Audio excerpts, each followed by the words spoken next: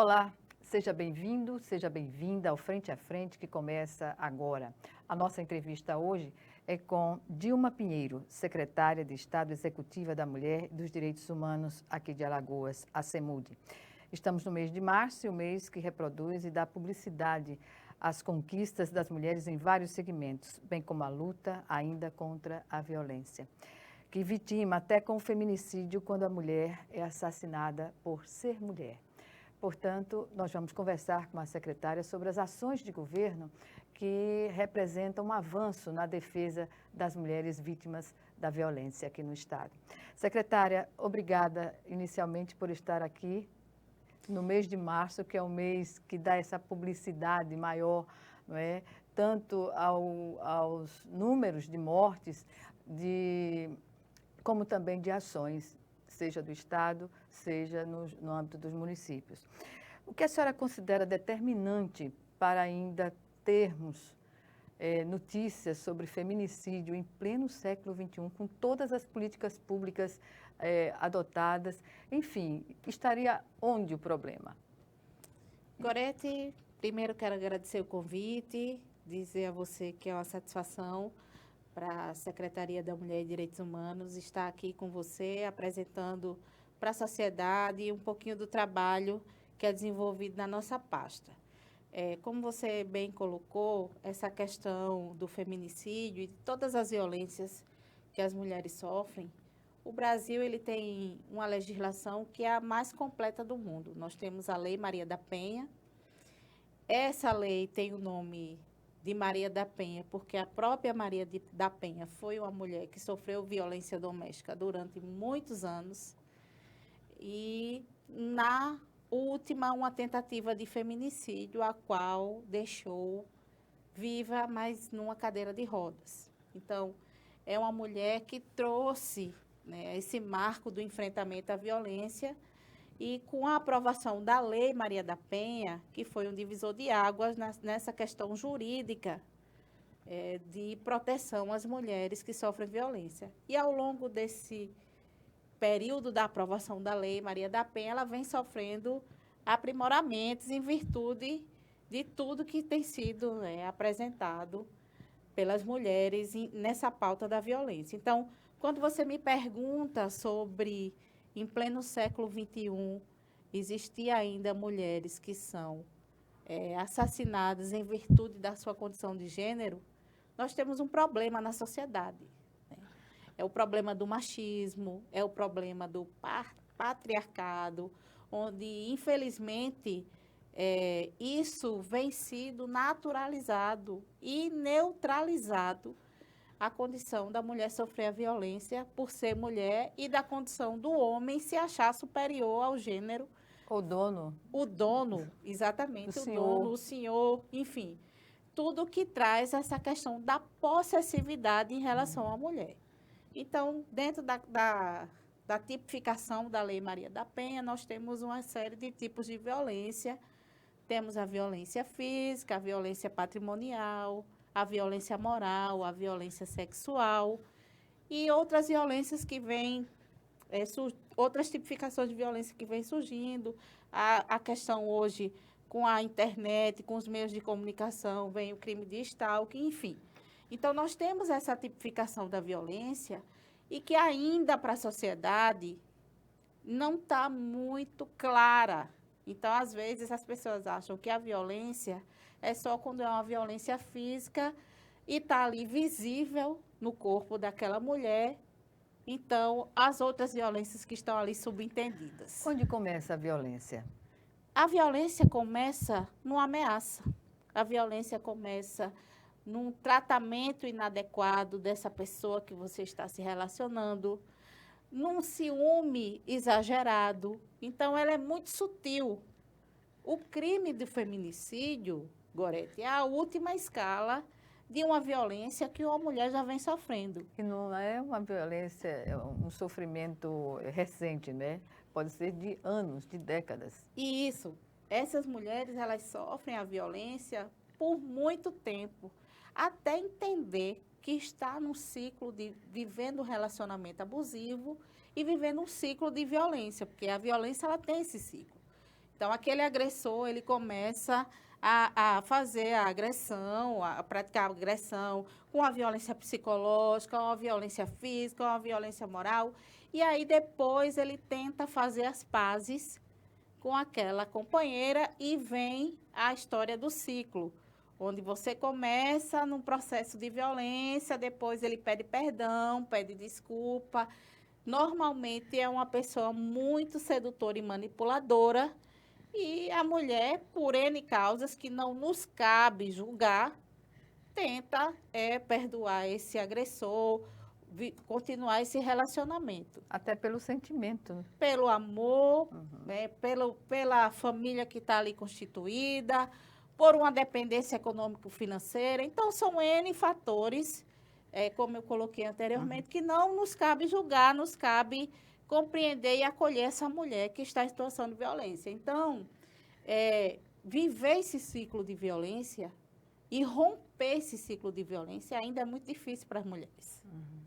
Pois é, há uma estatística que mostra que o número de agressores tem aumentado, mas também em que faixa etária se observa isso? De jovens, que é algo muito lamentável. Isso demonstra que a violência nasce na família? Normalmente, uma pessoa que vive num lar que tem violência doméstica, ele acaba reproduzindo essa violência nos seus outros, no seu dia a dia, no seu contexto, né? Em outros ambientes. Então, por isso, Gorete, a necessidade e a importância de trabalhar a prevenção, nesse caso da violência, e de trabalhar com adolescentes, meninas e adolescentes, porque está sendo ali aquele momento onde elas estão iniciando, né, os seus relacionamentos, e aí é preciso entender, porque o que acontece? As meninas vivem num ambiente com violência, se habituam. Acredita que aquilo é um ambiente que é isso que tem que acontecer, e os homens acabam reproduzindo a violência que vê os pais cometerem com as mães. Então, é um processo que a gente precisa trabalhar na base, né? Trabalhar com as meninas e com os meninos na perspectiva de orientar e trazer a informação. Porque a informação que, por exemplo, a minha mãe e a sua mãe teve desse processo de violência doméstica é diferente do que hoje as nossas filhas têm. Completamente. Então, a gente vive num processo muito dinâmico e constante de trazer essa informação sobre o que é esse processo da violência, o que é esse ciclo, o que é viver num relacionamento abusivo, justamente na perspectiva de romper com isso. Secretária, a família teria que ter esse start, né, para entender que aquilo não é amor. Amor contradiz a violência. E trabalhar isso na transversalidade, por exemplo, a escola, o papel de uma escola nesse sentido. O papel da escola é importantíssimo, Gorete. Inclusive, nós temos um projeto dentro da estrutura da Secretaria da Mulher, em parceria com a Secretaria da Educação do Estado, que é um projeto chamado Maria da Penha por Todas Elas. Então, nós temos uma metodologia para trabalhar com meninas e adolescentes na perspectiva de orientar o que é a violência, e trago para você de maneira assim, muito assertiva. Todas as vezes que existe intervenção da nossa equipe em algum processo do projeto, ao acabar aquele momento, a gente é procurado por adolescentes, trazendo a situação familiar do que vive dentro de casa, com sua mãe, com alguma pessoa da sua família, e até no início de um relacionamento. Eu já estou iniciando o relacionamento, quando eu me arrumo para sair, coloco uma determinada roupa, aí ele já fica, né, de cara feia, ou já me dá um beliscão quando eu vou interagir num grupo de amigos. Então, ali já tem o sinal de alerta que você está começando um relacionamento, e é um relacionamento com um agressor, e é um relacionamento abusivo. Então, quando a gente traz a informação para a base, nós conseguimos atuar da maneira de que essas mulheres consigam identificar e não se permitir, vamos dizer assim, viver esse processo de violência. Quando desconsiderar ou não entender que isso é um processo de violência, exatamente, não é, secretária? por você não ter informação, você acaba entrando nesse processo de maneira muito naturalizada. E o que a gente traz também é que, por exemplo, o crime do feminicídio é um crime que ele é muito difícil de se combater, porque, às vezes, essa mulher que sofre a violência, ela nunca procurou ajuda. E o quantitativo de mulheres que morrem no crime de feminicídio, esse crime tem sido praticado com armas de fogo. Quer dizer, a população, nos últimos anos, teve o beneplácito do governo federal para comprar armas. E faz toda a diferença uma discussão na família, com e sem armas na casa, não é? Exatamente. Nós vivemos um contexto político nos últimos 6 e muito mais forte nos últimos 4 anos, onde, infelizmente, o machismo ele foi reproduzido de uma maneira muito validada por quem tinha condição de fazer o enfrentamento. Então, a questão do armamento com facilidade, a questão de uma liderança sendo machista e motivando os homens a serem machistas, isso fez com que o número de violência contra as mulheres aumentasse consideravelmente. Aí nós vamos fazer uma análise do contexto da pandemia, que a gente não pode deixar de conversar sobre isso. Então, no contexto da pandemia, as mulheres ficaram muito mais tempo convivendo com esses agressores de uma maneira mais intensa, porque estavam ali todos confinados dentro de casa e o processo de violência, ele aumentou consideravelmente. Quando a gente fala em números, a gente tem que pensar no que existia de subnotificação, de muitas mulheres viverem essa violência, mas por não conhecer espaços de acolhimento, mecanismos de denúncia e outros elementos, isso não era notificado. Então, essa violência, ela sempre existiu. Hoje nós temos números em virtude de tudo que tem sido feito, das políticas públicas que estão sendo desenvolvidas. Da reação que as mulheres têm, mesmo que ainda não tenha denunciado a violência, os agressores já sabem que ela tem essa consciência, não é? Isso é que assim, uma virada de chave, é fundamental a informação, a consciência e, acima de tudo, uma rede de proteção para que essa mulher, ao identificar esse processo de violência, saiba aonde e como buscar ajuda. Perfeito. Nós vamos chamar agora o nosso primeiro intervalo e o Frente a Frente volta em 1 minuto. Até já.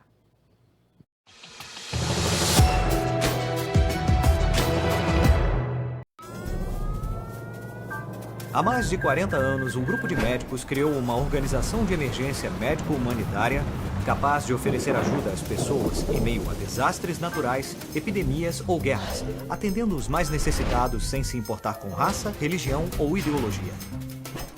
Hoje, Médicos Sem Fronteiras envia equipes totalmente preparadas para responder a emergências por todo o mundo. Nossos profissionais são financiados por pessoas como você e eu. Conheça-nos, participe, apoie, porque juntos chegamos mais longe.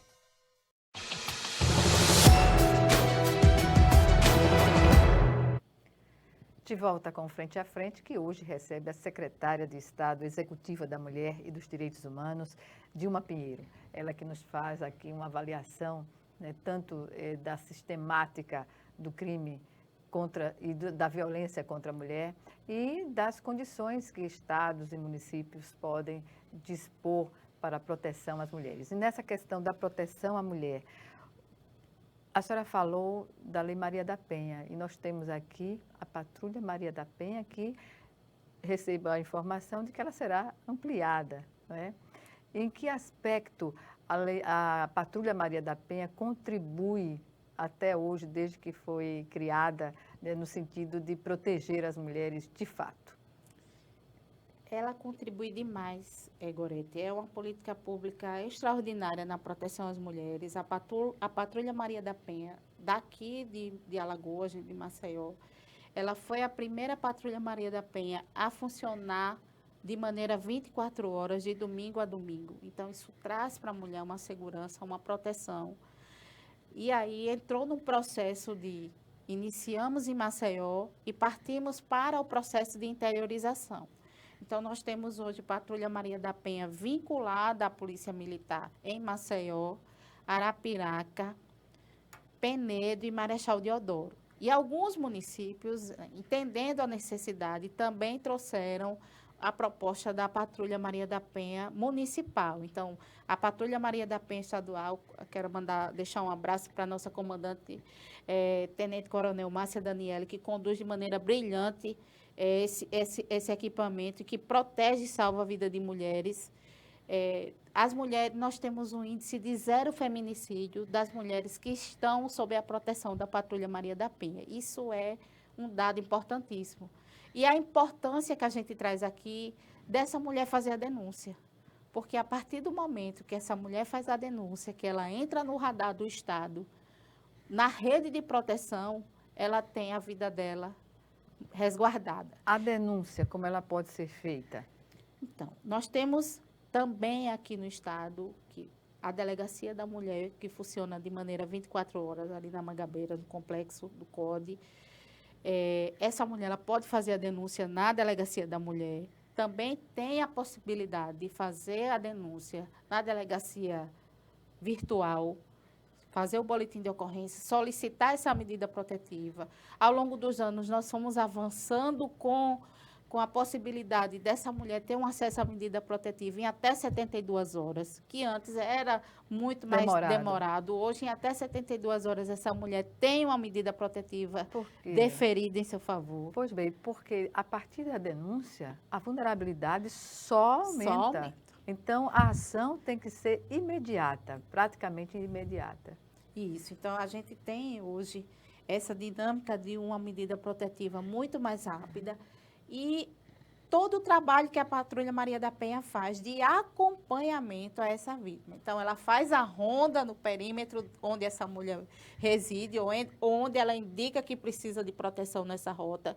Então, para a sociedade que está ali no entorno, a chegada, a ronda da Patrulha Maria da Penha, com a viatura especializada, né? Exatamente, com a viatura especializada, ela traz ali um radar de que naquela região tem um agressor de mulher.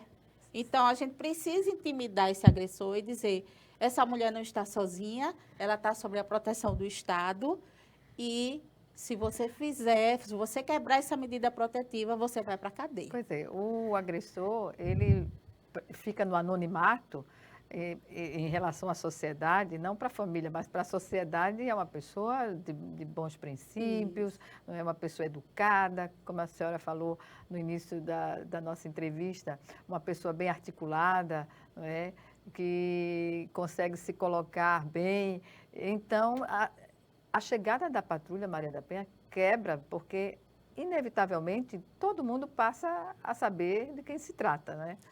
Exatamente. Isso fez diminuir também, contribui para diminuir a violência. Exatamente. Nós temos ainda a cultura, a sociedade de uma maneira geral, ainda a cultura de expor a mulher. Então, quando a gente vê, houve um caso de violência doméstica, qual é a foto que está nas redes sociais, qual é a foto que está na mídia, qual é o nome que está aparecendo? Realmente. É o nome da vítima, é o nome da mulher, onde a gente tinha que falar sobre o agressor. Realmente. Ele que tem que ser culpabilizado e tem que ser exposto, e não a mulher que já está ali num processo de sofrimento de uma violência. Então, é importante que a gente, enquanto sociedade, pare para refletir sobre como é que a gente dialoga sobre isso. Então, é um ponto. Quando a gente pensa na questão de todo o trabalho que a Patrulha Maria da Penha faz, além de resguardar a vida das mulheres, do acompanhamento, das visitas domiciliares, então, não é um documento que você recebe, uma medida protetiva por ser uma medida protetiva. Você realmente entra num processo, numa rede de proteção e de, sobretudo, acolhimento para a condição que você está vivendo. Então, dentro da estrutura do Estado, a gente tem, além da Patrulha Maria da Penha, outros serviços dentro dessa proposta da rede de proteção que auxiliam essa mulher. E as parcerias institucionais, como andam? Ah, muito bem, nós estamos aí Tribunal de Justiça, Tribunal de Ministério da Justiça. Justiça. Dentro dessa sua pergunta de parcerias institucionais, nós estamos trazendo de maneira inédita para Alagoas um equipamento muito importante, que é a Casa da Mulher Brasileira. Virão investimentos em torno de 29 milhões de reais, onde nós teremos uma unidade dessa Casa da Mulher em Maceió, que será construída no bairro do Benedito Bentes. E aí eu te digo, por que o Benedito Bentes? Porque no nosso mapa é é o bairro mais violento. Para É as o bairro mulheres. que tem o maior índice de violência contra a mulher. Então, nós vamos levar um equipamento importante para dentro desse território.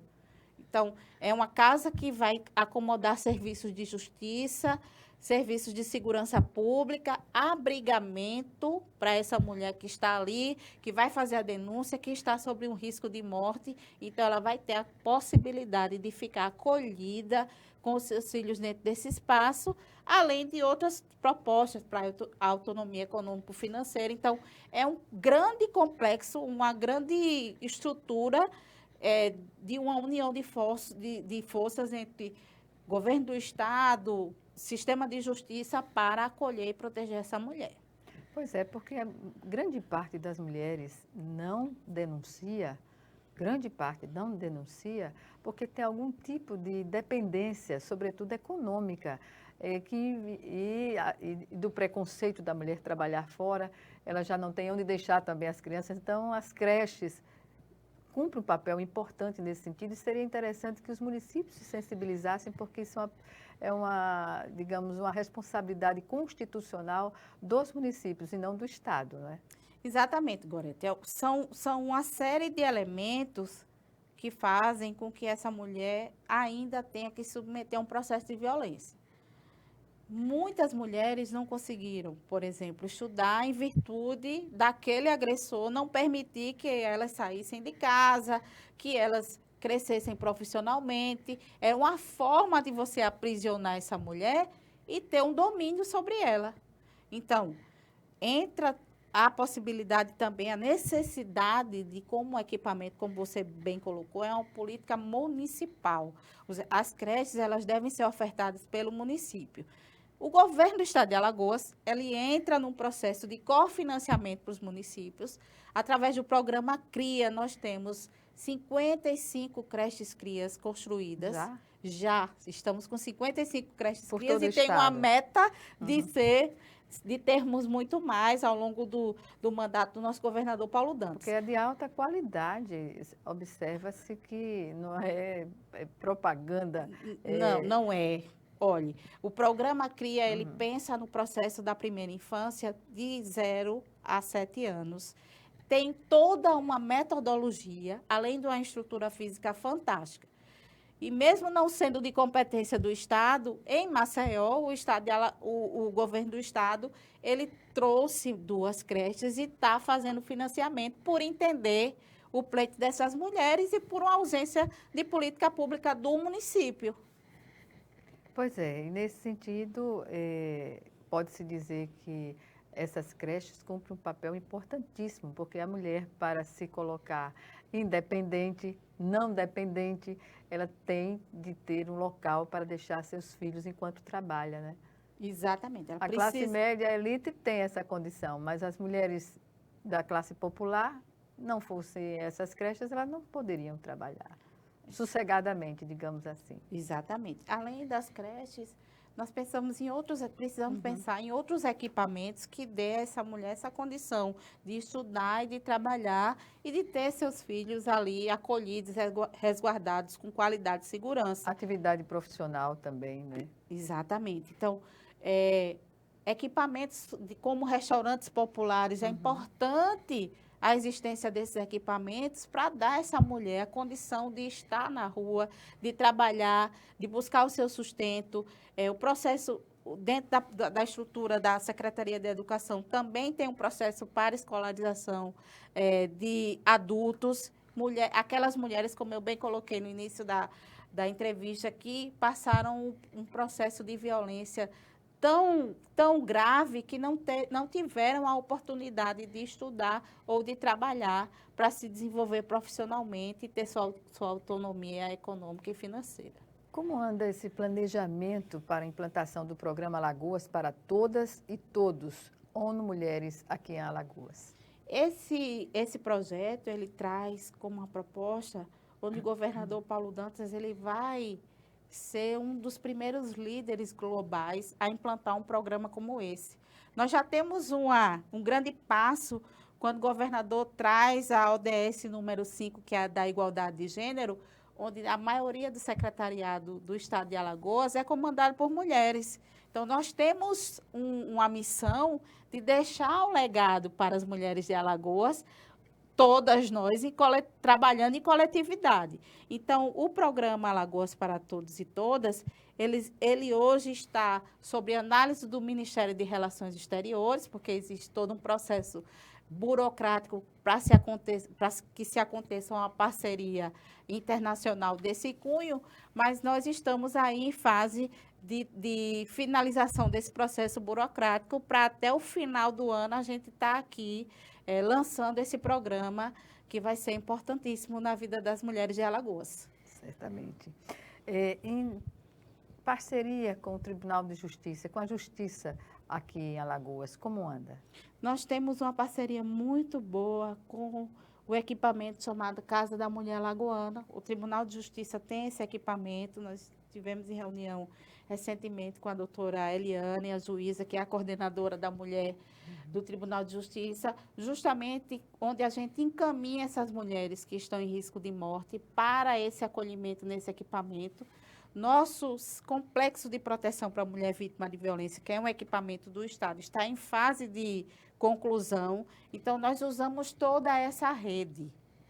E, secretária, quando a mulher denuncia e vai para uma instituição como a Casa da Mulher Alagoana, o que acontece com os maridos agressores? Eles são presos, se são presos, eles ficam por quanto tempo na prisão? Acontece que ela tem deferido em favor dela uma medida protetiva, onde aquele agressor ele tem que se retirar do lar naquele período de até 72 horas e a mulher pode retornar para o seu lar, mas ela já retorna com a proteção da Patrulha Maria da Penha. Nós fazemos uma avaliação de risco. Tem um escalamento. Se essa mulher está em risco muito grande de morte, nós temos um espaço onde não é divulgado, é mantido em sigilo, e essa mulher fica abrigada nesse espaço para que a gente consiga proteger a vida dessa mulher. E aí, junto com a equipe multidisciplinar, é traçado um plano de segurança para a vida dessa mulher. Já existiram casos que nós tivemos que tirar essa mulher do Estado. Então, nós temos uma relação de intercâmbio com outros equipamentos articulados com outros estados e, quando há necessidade, a depender do risco, nós fazemos esse encaminhamento para outros estados que nós não vamos divulgar, claro, como uma forma de segurança. Quando as mulheres têm filhos nessa mesma condição, os filhos seguem com as mulheres? Os filhos são acompanhados com as mulheres, porque além de você estar num processo de violência, você ainda tem que separar dos seus filhos, é muito mais... É cruel. Cruel, né? Então, nós temos, sim, tanto no espaço do abrigamento, quanto na transição para um outro estado, os filhos, eles acompanham as mães. Pela experiência, como essa atividade tem sido conduzida aqui no estado? Olha, desafiador. A gente ainda vive um processo de mulheres em situação de violência, em vulnerabilidade social muito grande. Então, ainda bem que nós temos uma rede muito articulada. Dentro dessa perspectiva de rede, nós instituímos o ano passado uma rede de atenção às violências, que é a RAVE. Esse grande comitê dialoga com diversas secretarias de Estado e com a sociedade civil. Então, a cada 2 meses, esse grande comitê se reúne e vai trazendo elementos do que acontece no dia a dia para aprimorar a ação e o fluxo, enfim, para a gente aprimorar e fortalecer essa rede. Então, essa grande rede que a gente chama, né, tem o decreto do governador que instituiu essa grande rede, então a gente traz esse comitê para dialogar junto e pensar também com a sociedade civil, porque a gente recebe demanda dos conselhos, das associações de bairro, que às vezes essas pessoas elas não conhecem esse serviço, não têm acesso. E aí a gente dialoga junto com essa sociedade, né? Nessa perspectiva de fortalecer essa rede. Perfeito. Vamos chamar agora o nosso segundo e último intervalo. Em 1 minuto estaremos de volta.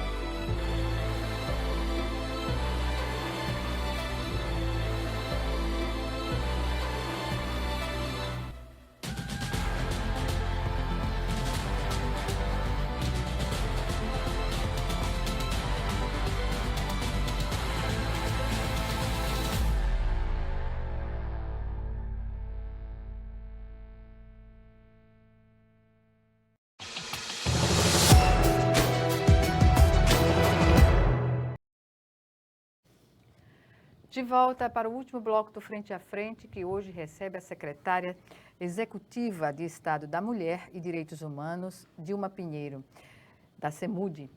Secretária, falamos agora sobre o Fórum de Políticas para as Mulheres, políticas públicas, né? Como se pensa, a partir do momento que se estabelece um fórum, que a criação de um fórum dá uma amplitude maior a todas as ações que serão desenvolvidas no sentido da prática da proteção à mulher? Isso mesmo, Gorete. Como uma proposta da Secretaria da Mulher e Direitos Humanos, foi que nós dialogássemos diretamente com todas as secretarias municipais da mulher que nós temos aqui no Estado. Nós tem uma sigla que nós colocamos como OPMs, que são Organismos de Política para as Mulheres. E qual é a instância maior de um organismo desse? É uma secretaria.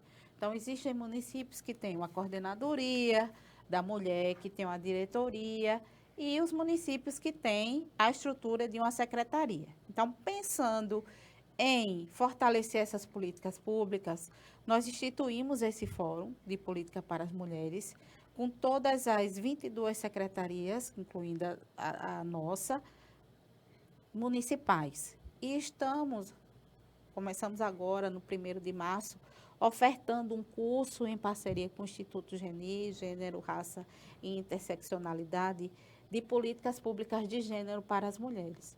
Então, o Estado está construindo, junto com os municípios, uma política única. Uhum. Então, nós trabalhamos na construção, fizemos escuta ao longo de mais de um ano, com diversos grupos de mulheres. Nós trabalhamos na construção do 1º Plano Estadual de Política para as Mulheres, que é um instrumento que vai nortear todas as demandas das mulheres. Nós ouvimos mulheres indígenas, mulheres quilombolas, mulheres ciganas, mulheres de terreiro, enfim, diversos segmentos da sociedade. Que são parte da sociedade. Que são integrantes, parte da sociedade. E dividimos esse documento em 9 eixos temáticos, de acordo com o que foi pautado para a gente. E, a partir daí, nós elencamos quais as maiores necessidades e de quem era a competência dentro do Estado ou do município na execução dessa política pública. Então, a partir desse grande plano e documento norteador, nós estamos dialogando com os municípios no sentido de fazer uma política unificada. E a reciprocidade? Foi 100%. Acho que os municípios eles precisam muito dessa mão do Estado na orientação de como nortear essas políticas. Então, a CEMUD ela tem uma gestão muito democrática, socializando com todas as pastas a sua linha de atuação e dividindo conhecimento e tudo que a gente consegue de benefício. Para essas ações e tantas outras, não é, que estão direcionadas à proteção à mulher e à condição da sua emancipação, isso exige recursos. Como anda de orçamento? Você sabe que mulher não se intimida com dificuldade, né? Então, nós temos, dentro da estrutura da secretaria, um orçamento pequeno, dentro da pauta Ainda, que a né? gente dialoga, ainda é um orçamento pequeno, mas nós vamos fazendo nossa captação de recursos externos, porque nós sabemos, identificamos a demanda e não nos intimidamos com as dificuldades. Então, o Ministério da Mulher, o ano passado, publicou 2 editais de captação de recursos. O Estado de Alagoas, através da Secretaria da Mulher, conseguiu ser aprovado nesses 2 editais. Então, nós captamos recursos tanto para o fortalecimento da estrutura da Secretaria da Mulher, na parte de equipamentos e formação também, e fizemos parcerias institucionais. Por exemplo, nós temos uma parceria muito importante com o Instituto Geni, Gênero, Raça e Interseccionalidade, que trabalha na construção de políticas públicas de gênero. Então, através dessa parceria, nós vamos fazer esse curso com a oportunidade, inclusive, de fazer imersões em 2 municípios e vamos fazer uma formação extensa e qualificada para essas gestoras de política para a mulher. Nós estamos fazendo parceria também com o Instituto de Pesquisa, no sentido de montar, estruturar o primeiro observatório de políticas públicas para as mulheres, com análise de dados qualitativos, porque a gente tem que pensar na estruturação desse observatório e de como é que vai ser a análise desses dados. Então, nós estamos, através de parcerias institucionais, fazendo isso, e temos também parceria com o Instituto Avon, com um programa que o Instituto Avon tem, que é o programa Acolhe, onde a gente, a depender do risco que aquela mulher esteja de violência, por exemplo, eu tenho uma mulher que vive um processo de violência, não está sob ameaça, não está sob risco de morte, mas que precisa denunciar aquele agressor por uma violência psicológica, patrimonial, enfim, e quer sair daquele espaço. Precisa sair daquele ambiente, daquele agressor por um tempo. Então, a gente consegue acolher essa mulher numa rede de hotéis que a gente também não pode divulgar, e essa mulher fica por um período com assistência psicológica. Enquanto ela está lá, a gente tem a assistência psicológica, depois ela pode dar continuidade dentro do nosso espaço do Centro Especializado de Atendimento à Mulher Vítima de Violência, que é um equipamento importante que a CEMUD dispõe para as mulheres. Nós temos uma equipe multidisciplinar com advogada, psicóloga e assistente social. A mulher não precisa ter feito a denúncia para acessar os nossos serviços. Ela pode ir lá, relatar que está sofrendo violência doméstica, ter o acolhimento daquela equipe multidisciplinar, suporte psicológico, e quando ela se sentir preparada e fortalecida, ela pode fazer o registro o boletim de ocorrência de maneira oficial. Obviamente que se a gente, enquanto equipe, ao avaliar, identificar que aquela mulher está num risco de morte, a gente tem uma outra conduta de orientação e de apresentação desse risco para ela e de traçar um plano de segurança. Claro. Mesmo que ela não queira denunciar, a gente traça esse plano de segurança. Não pode deixar que aconteça. A gente não pode deixar que aconteça essa questão do feminicídio, mas existe também esse equipamento que é importantíssimo e que tem salvado a vida de muitas mulheres. Me chamou a atenção a campanha do Estado durante o Carnaval, uma campanha contra o assédio, Deixa Ela Quieta. Veio em boa hora, né? Porque não pode normalizar essa ação, que é uma violência também contra a mulher. É isso, Gorete. A gente precisa trazer para a sociedade a mensagem de que não é mais tolerável violência contra a mulher, seja ela de qualquer instância. Quando a gente diz, no carnaval é comum, é uma festa que tem muita gente, então é comum você assediar uma mulher. Não, existe uma lei, é crime, importunação sexual é crime. Nós tivemos um caso muito interessante que a gente considera, inclusive, desdobramento da campanha, porque a campanha, qual é o papel da campanha? É informar, é trazer para a sociedade a informação de que, se você vivenciar aquilo, existe uma punição e onde você vai buscar ajuda. Então, nós estivemos ao longo de todas as prévias, né, como Maceió tem a pauta da prévia, mas nos municípios no Carnaval, uma adesão de todas as secretarias da mulher. Nós fizemos uma campanha linda nos municípios de Alagoas contra o assédio e a importunação sexual. E o resultado? Foi mensurado? Foi mensurado porque a gente teve mulheres que procuraram os serviços e denunciaram. Uhum.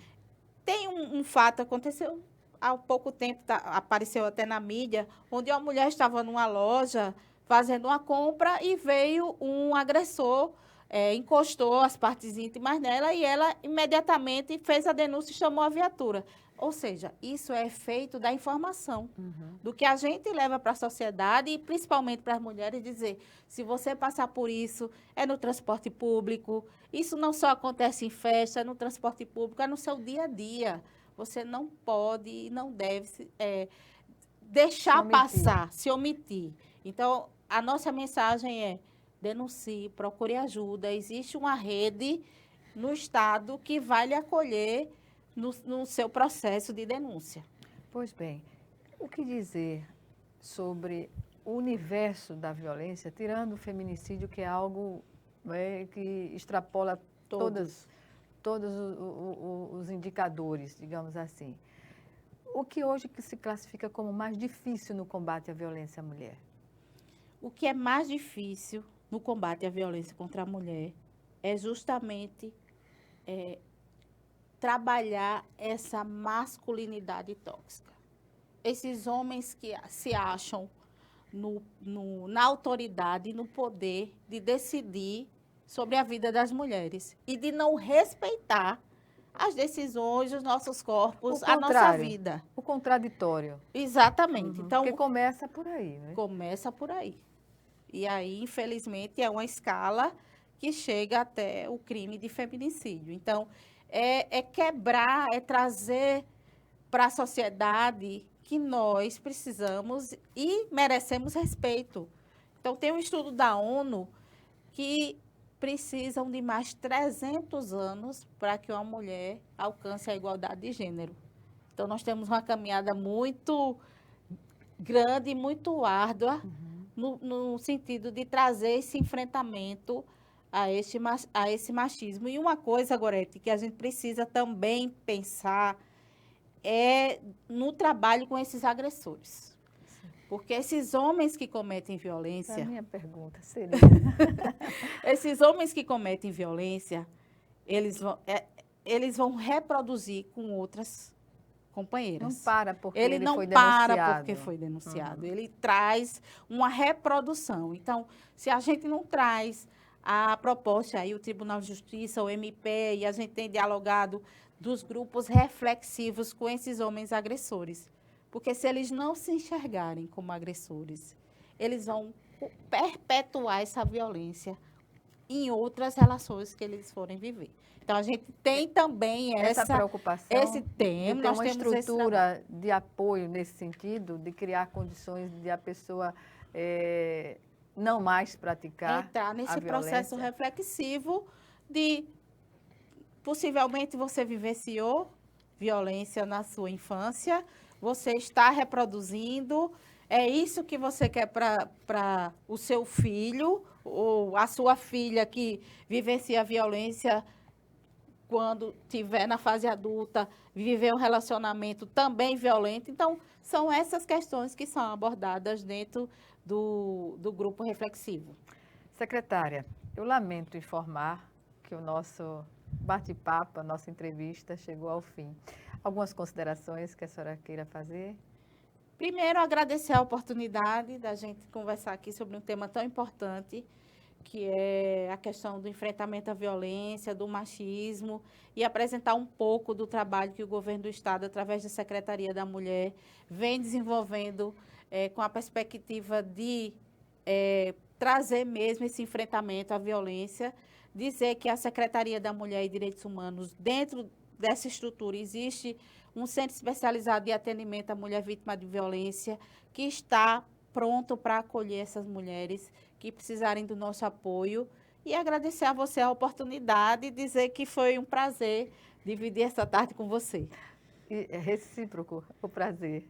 Obrigada mais uma vez e que a Secretaria crie as condições objetivas de ter o orçamento objetivo para encaminhar a sua política pública de proteção às mulheres. Obrigada. Obrigada a você também que nos assistiu e até o nosso próximo encontro. Aqui, frente a frente, também com você.